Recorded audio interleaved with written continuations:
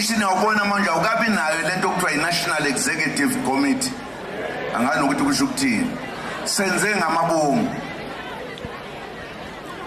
Sifuna ukuthi abaholi bomkhonto wesizwe abazoba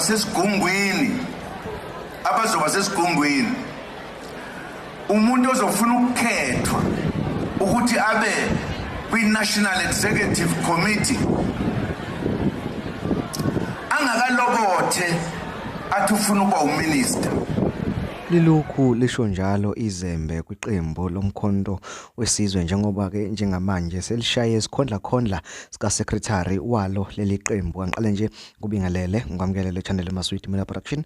Uma ngabe ke uyaqala ukufika kule channel ngicela ukuthi ngizele iqiniso lokuthi subscribe maqedwe bale video ushawa like bese ke uyakhomenta kulolu daba namhlanje. Uphinde futhi ungakhohlwa ukuchofa ke le nsimbi ebizwa ngokuthi notification bell ukuze ungekusale ngaphandle kulawo ma video esazowafaka kule channel. Nganza utabengeza ngaloke njengamanje luthi ke umnumzane Athazwane obengu secretary general weqembu lomkhonto wesizwe usethathe isinqumo sokuba asule kulesi sikhundla sakuleli qembu kungakapheli ngisho nanenyanga ehleli ke kusona. Uthi ke izathu esimenza ukuba ke asule uthi umsebenzi wokuba ke kulesi sikhundla muningi kakhulu kanti futhi ke uyawuhlonipha udinga umuntu ke ozozinikela nozoba ke nesikhathi sonke. Uthi ke ngebhadi yena akayena lo muntu akazi kuba naso sonke leso sikhathi. Uthi selokhu nje ehlalile njengoba ke sasebenze u2 weeks.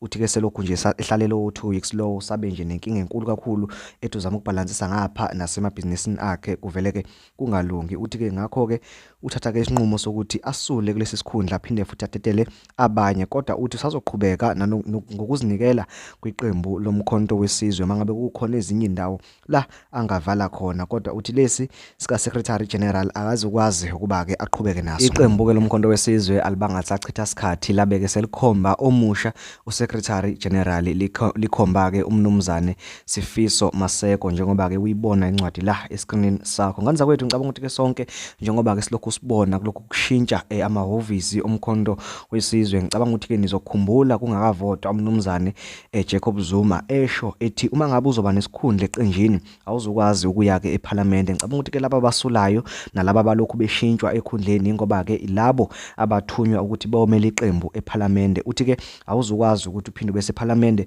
uphinde uhlale la eofisini lalapha eqenjini. Ngicela nje ukuthi uyizwele ngenkathi ekhuluma ngayo le ndaba kungakavotwa. Mangabe kusuqedile ungenzela iqiniso lokuthi subscribe ushawo like bese uyakhomenta sidibane ku video landelayo. Ngiyabonga. Kufuneke kuhlukane uma uhola iqembu usubona ukuthi laba esibathumile kuhulumeni ukuthi basebenzele isizwe bakwenza kahle yini lokho na.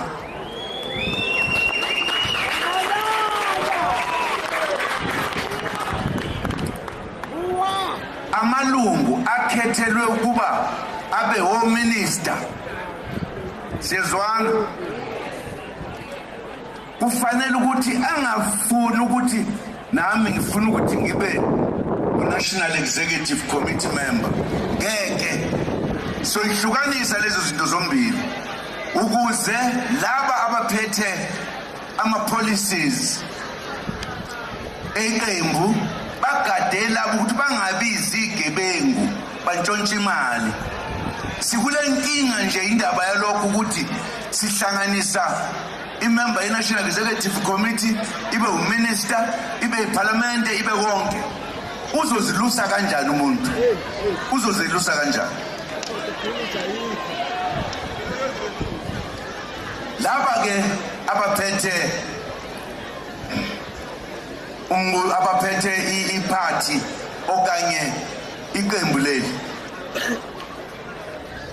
umkhonto wesizwe uzokwakha amabhizinisi ungathathi imali yabantu uzokwakha amabhizinisi